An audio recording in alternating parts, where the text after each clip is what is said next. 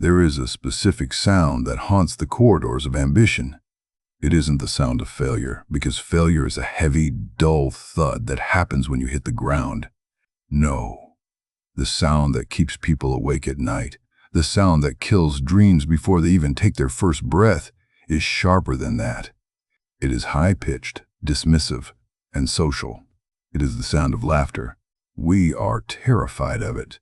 From the time we are children on the playground, we are conditioned to fear the finger pointing in our direction, the snickers behind hands, the rolling eyes of the collective group. We are biological creatures designed for tribe and belonging. So when the tribe laughs at us, our ancient brains interpret it as a death sentence. It feels like exile, and because we fear this exile so deeply, we shrink. We fold our massive potential into tiny, palatable origami shapes that fit neatly into the pockets of other people's expectations. We silence our intuition because we are afraid that if we speak our truth, the room will erupt in ridicule. But I am here to tell you that you have misunderstood the laughter. You have misinterpreted the data. You have looked at the smirk of the cynic and seen a stop sign, when in reality, it is a compass. The moment they start laughing is the moment you know you have actually left the paved road and entered the wilderness where greatness lives. You have to understand the physics of mediocrity to understand why they laugh. The average human experience is governed by inertia. Most people want to stay exactly where they are, safe in the harbor of the known, comforted by the consensus of the crowd. When you stand up and say, "I am going to build this," or "I am going to change that," or "I am going to become something you haven't seen before," you are not just making a statement about yourself. You are holding up a mirror to them.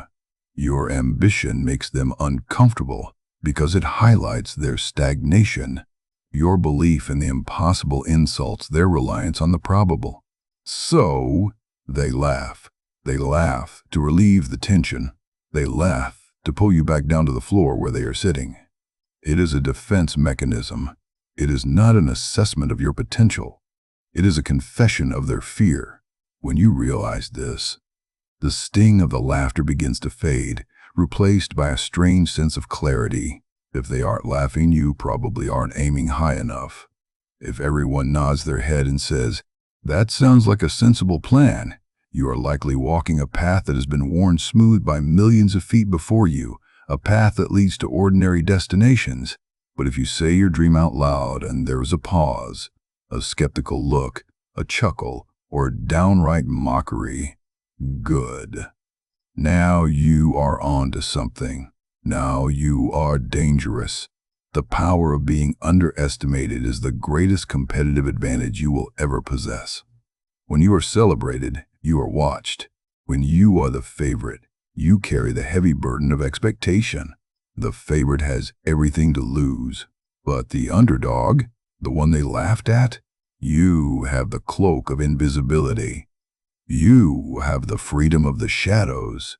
While they are busy patting each other on the back, while they are busy congratulating themselves on their realism, you are in the dark, working. You are unencumbered by the need to maintain an image because, according to them, you have no image worth maintaining. This is total liberation. You can make mistakes that no one sees. You can pivot, learn, and grow without the press conference. You can experiment with wild ideas because no one is waiting for you to succeed. Use this silence. Use the time while they are laughing to build a foundation so deep and so strong that by the time they realize you are a threat, it will be too late for them to stop you. Think of the history of innovation. Think of the Wright brothers. Can you imagine the conversations in their town? Two bicycle mechanics thinking they could outsmart gravity? The laughter must have been raucous. It must have been relentless. Look at those fools on the dunes trying to fly like birds. Every failed glide, every crash, every broken strut was likely met with a chorus of, "I told you so." But the Wright brothers didn't have time to argue with the laughter. They were too busy studying aerodynamics. They didn't have the energy to fight the skeptics because they were pouring all their energy into the machine. And that is the trap you must avoid. The moment you stop to argue with the person laughing at you, you lose. The moment you try to explain your vision to someone who is committed to misunderstanding you, you are wasting the fuel you need for the journey. You cannot explain color to a man who chooses to be blind. You cannot explain flight to those who are in love with their chains. Let them laugh. Let them giggle at your early prototypes. Let them mock your early drafts. Let them scroll past your content with a smirk.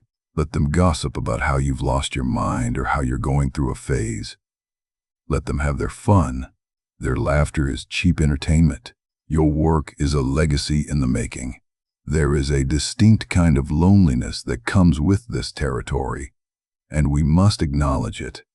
It hurts when the people you love don't see what you see. It hurts when your friends look at you with pity because you are chasing a ghost they cannot perceive. You will walk into rooms and feel like a stranger. You will present ideas that are met with silence. You will launch projects that flop. And you will hear the whispers of, "See? We knew it wouldn't work." This pain is the price of admission. If it were easy to walk this path, the road to success would be a highway jammed with traffic. But it's not a highway. It's a narrow, overgrown trail up a steep mountain, and the air gets thin up there. You have to learn to be your own battery. You have to learn to source your validation from within, rather than waiting for the applause of the crowd. If you wait for the applause, you will die waiting. The applause comes at the end. The laughter comes at the beginning. You must understand the timeline. You are currently in the beginning. You are in the crazy phase. Every great idea goes through 3 stages. First, it is ridiculed. Second, it is violently opposed. Third, it is accepted as being self-evident. You are in stage 1. Do not panic. You are exactly where every giant of history has stood. You are standing on the same ground as Edison, as Oprah, as Musk, as Mandela. They were all laughed at. They were all dismissed. They were all told to sit down and be realistic. The difference between them and the forgotten millions is not talent. It is not luck. It is simply that they had a thicker skin for the laughter. They developed an immunity to the opinions of sheep. They realized that the people laughing were operating out of a limited database of past experiences, while they were operating out of an unlimited vision of the future. You must forgive the laughers. They don't know what they are doing. They are sleepwalking through life, and you have just woken up. Of course, you look strange to them. A waking person always looks insane to a room full of dreamers. So, let this be your declaration today. You will no longer shrink from the mockery. You will no longer seek permission from people who have never built anything. You will take their doubt and you will throw it into the furnace of your ambition. You will let it burn. You will let the heat of their rejection power the engine of your persistence. Every time they say you can't, you will hear you must. Every time they laugh, you will work an hour later. Every time they roll their eyes, you will sharpen your focus. Let them laugh. Let them enjoy the show, because they have no idea that they are watching the origin story of a legend. They think this is a comedy. They don't realize they are watching the opening scenes of an epic. As we move deeper into this journey, we have to talk about what happens after the initial laughter dies down. You see, the hardest part isn't the first time they mock you. It is the long, quiet middle. It is the period where you have committed to your vision. You have weathered the first storm of ridicule, and now you are standing in the center of the grind. This is where most people break. They can handle a moment of being the underdog, but they cannot handle the months and years of being the ignored. They can handle the sharp sting of a joke, but they cannot handle the crushing weight of silence. But this precise moment of isolation is where the real power of being underestimated begins to take its true form. When you are underestimated, you are given the gift of the laboratory of the unknown. Because no one expects anything from you, you are allowed to fail. And failure is the only way we learn the mechanics of success. If you are the golden child, if you are the one everyone is betting on, your failures are public, they are expensive, and they are paralyzing. But when they have written you off, you can fail 1,000 times, and each time you can pick yourself up, dust off your knees, and iterate. You are performing surgery on your soul, cutting away the parts of you that are weak, fearful, and dependent on external validation, and replacing them with a titanium core of self-reliance. Think about the sheer psychological advantage of being the one no one sees coming. In every great conflict, in every sport, in every business takeover, the most dangerous opponent is not the one with the loudest roar. It is the one who has been dismissed. When you are underestimated, your competition, whether that is a person, a company, or just the status quo, gets lazy. They get comfortable. They stop innovating because they think they've already won. They look at you, and they see a non-factor. They see someone who doesn't have the right degree, the right connections, the right look, or the right history. And while they are basking in their own perceived superiority, you are becoming a master. You are studying the blueprints. You are working while they are sleeping. You are practicing while they are partying. You are sharpening your blade in the dark.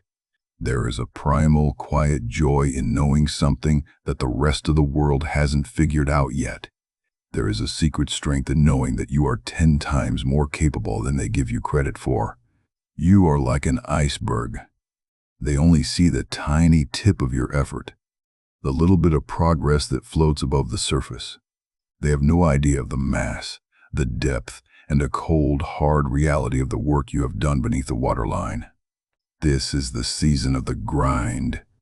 This is where you have to be careful not to seek revenge in the traditional sense. Many people say, "I'll show them," and they use anger as their fuel.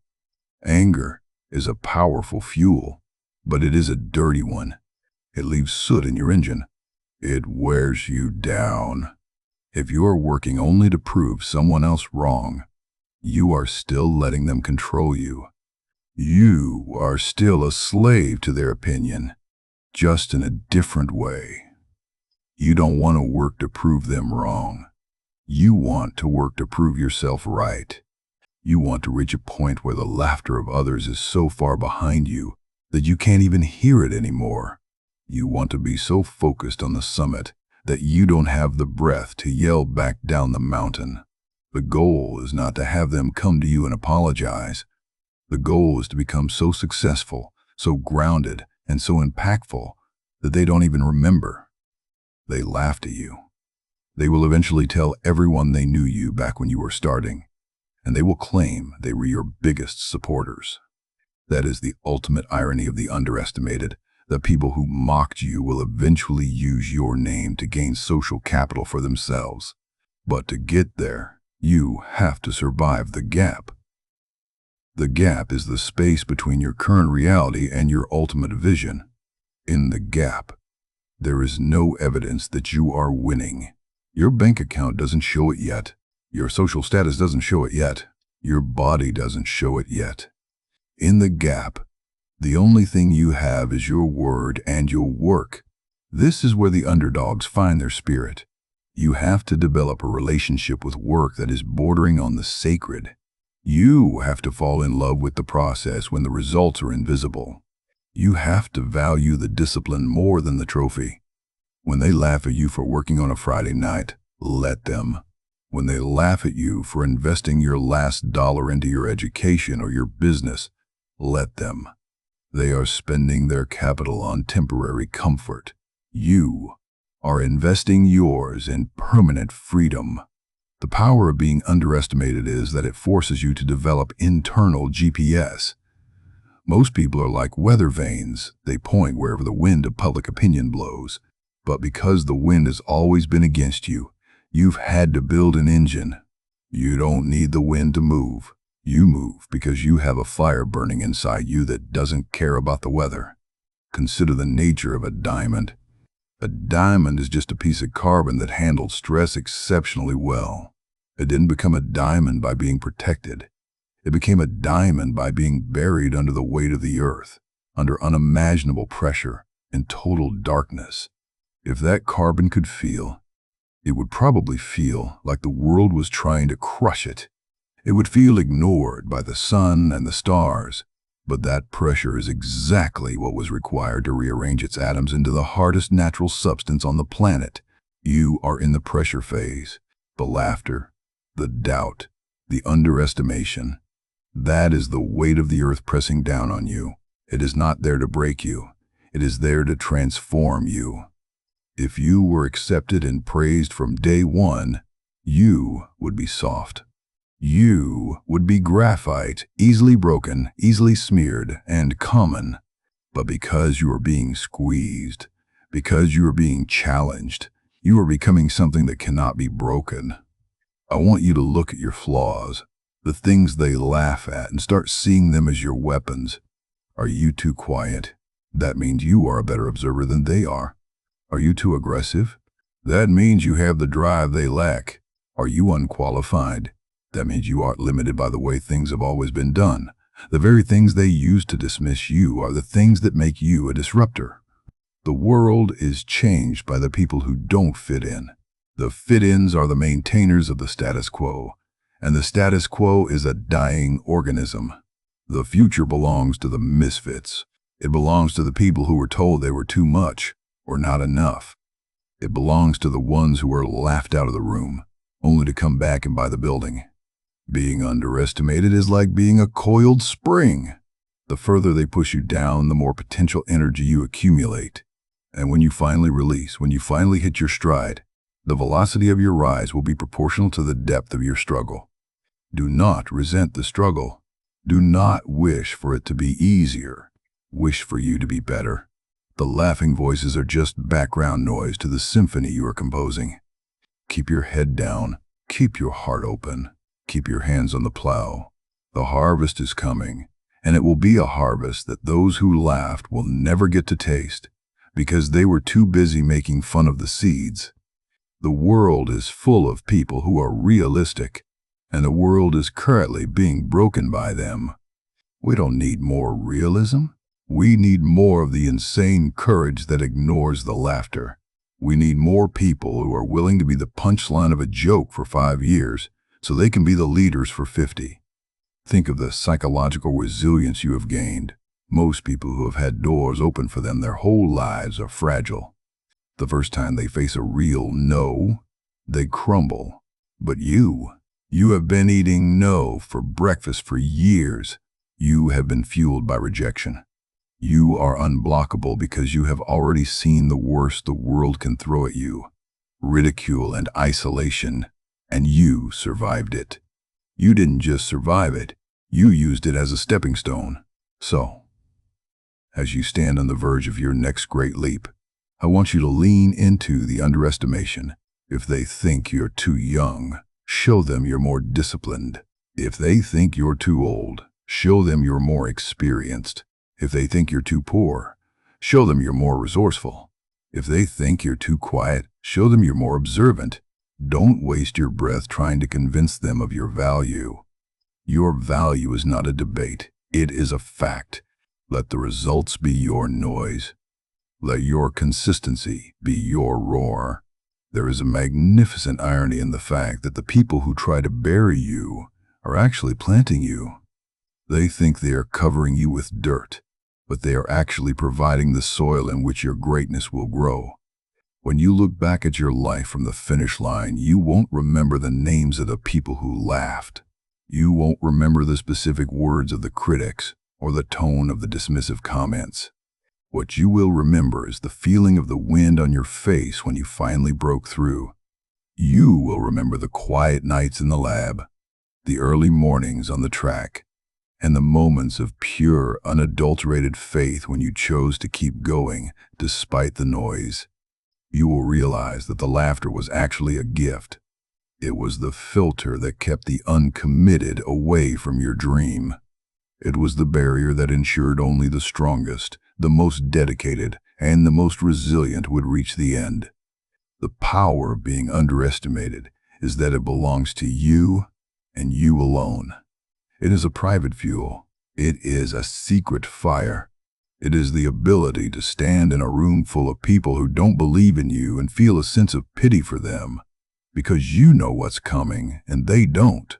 You are the architect of a future they can't even imagine yet.